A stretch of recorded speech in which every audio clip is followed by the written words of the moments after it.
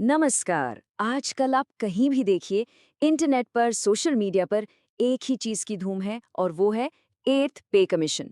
हर कोई बस यही बात कर रहा है कि भाई कर्मचारियों की सैलरी का क्या होने वाला है। और इसी बहस के बीच ना एक दावा तो एकदम आग की तरह फैल गया है। दावा ये कि एथ पे कमीशन के आते ही सैलरी सीधी की सीधी डबल हो जाएगी, मतलब दोगुनी। सुनने में तो मजा ही आ गया है ना। लेकिन सवाल ये है कि इस दावे में दम कितना है। क्या सच में ऐसा होने वाला है या ये बस एक हवाई बात है। चलिए आज इसी की पड़ताल करते हैं और देखते हैं कि सच्चाई आखिर है क्या। तो सबसे पहले तो ये समझना होगा कि ये सैलरी डबल होने की बात आखिर आई कहाँ से। देखिए, इस पूरी कहानी का जो हीरो या विलन कह लीजिए, वो एक ही शब्द है, फिटमेंट फैक्टर। और ज्यादातर गलतफहमी इसी को लेकर है। अच्छा, तो ये फिटमेंट फैक्टर है क्या भला? बिल्कुल आसान भाषा में समझते हैं। ये कुछ नहीं, बस एक नंबर है, एक मल्टीप्लायर। होता ये है कि जब भी कोई नया पे कमीशन आता है तो वो पुरानी बेसिक सैलरी को इसी फैक्टर से गुणा कर देता है, और जो निकल कर आता है वो बन जाती है नई बेसिक सैलरी। सिंपल। अब यहाँ देखिए, दावे और हकीकत में जमीन आसमान का फर्क है। जो अफवाह है वो ये कहती है कि फिटमेंट फैक्टर पूरी की पूरी ग्रॉस सैलरी पर लगेगा, मतलब बेसिक, डीए, एचआरए सब पर। लेकिन असलियत ये है कि ये सिर्फ और सिर्फ बेसिक पे पर लागू होता है। और कहानी का सबसे बड़ा ट्विस्ट तो अब आता है। जैसे ही नया पे कमीशन लागू होता है, मौजूदा डियरनेस अलाउंस यानी डीए नई बेसिक पे में जोड़ दिया जाता है और डीए का मीटर वापस जीरो पर आ जाता है। और बस इसी एक वजह से सैलरी डबल होने का सपना टूट जाता है। अच्छा, एक मिनट के लिए मान भी लें कि ये दावा सच है, तो भाई इतिहास में तो कभी ना कभी ऐसा हुआ होगा, राइट? तो चलिए जरा पीछे मुड़कर देखते हैं कि पिछले पे कमीशंस की कहानी क्या कहती है। देखिए, भारत में ना एक सेट पैटर्न रहा है। लगभग हर 10 साल में एक नया पे कमीशन आता है। जैसे 2006 में आया सिक्स्थ पे कमीशन, फिर 2016 में आया सेवेंथ, और इसी हिसाब से अब उम्मीद लगाई जा रही है कि 2026 में एट्थ पे कमीशन आ जाएगा। आप जरा इन नंबर्स पर नजर डालिए। सिक्स्थ पे कमीशन में एवरेज सैलरी हाइक कितना था? करीब 40%। और सेवेंथ में वो था लगभग 23%। अब ये एक अच्छी खासी बढ़ोतरी है, इसमें कोई शक नहीं। लेकिन 100% मतलब डबल होने के दावे के तो ये आसपास भी नहीं फटकता। तो इतिहास तो साफ साफ इस डबल वाली बात को नकार रहा है। अब कई लोग सोच रहे होंगे, अरे ये तो सरकारी कर्मचारियों की बात है, हमारा इससे क्या लेना देना। लेकिन रुकिए, ऐसा बिल्कुल नहीं है।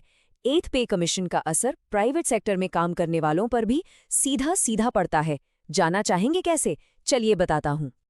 देखिए, इसके 3 बड़े असर होते हैं। पहला, ये एक तरह का सैलरी बेंचमार्क बन जाता है।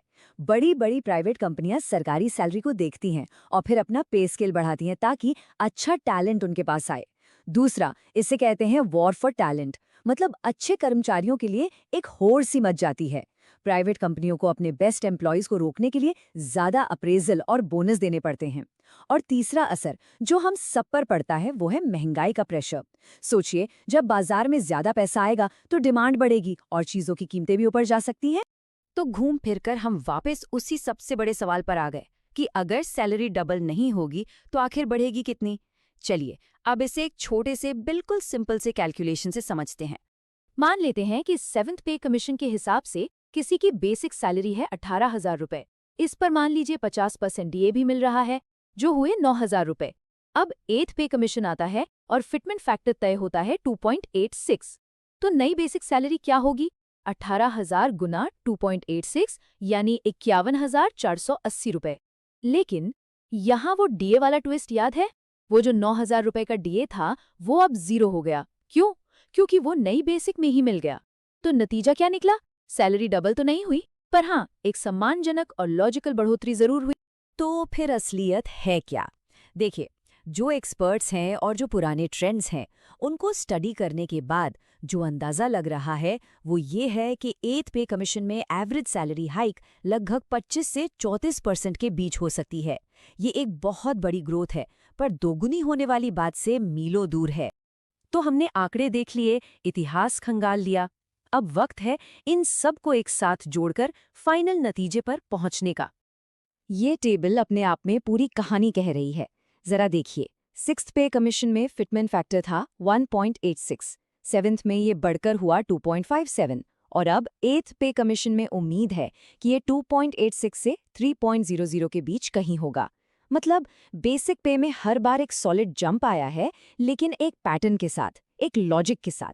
तो कुल मिलाकर बात यह है कि सैलरी डबल होने का दावा सच कहूं तो बस एक बढ़ा चढ़ाकर बोली गई बात है, एक एग्जैजरेशन है। हाँ, ये सच है कि बेसिक पे में एक जबरदस्त उछाल आता है, पर जब डीए को उसमें एडजस्ट कर दिया जाता है तो जो फाइनल टेक होम सैलरी में बढ़ोतरी होती है वो उतनी ज्यादा नहीं होती। और हाँ, एक बात गांठ बांध लीजिए, ये जितने भी नंबर और अंदाजे हम डिस्कस कर रहे हैं, ये सब एक्सपर्ट एनालिसिस और पुराने ट्रेंड्स पर बेस्ड हैं। सरकार की तरफ से अभी तक 8th पे कमीशन को लेकर या इसके फिटमेंट फैक्टर को लेकर कोई भी, मैं दोहरा रही हूँ, कोई भी ऑफिशियल अनाउंसमेंट नहीं हुई है। तो आखिर में एक सवाल हमारे सामने खड़ा है, जब सरकार ऑफिशियल अनाउंसमेंट करेगी तो असली नंबर्स क्या होंगे? क्या वो इसी अंदाजे के आसपास होंगे या फिर हमें कोई बड़ा सरप्राइज देखने को मिलेगा? खैर, इसका जवाब तो हमें आने वाला वक्त ही देगा।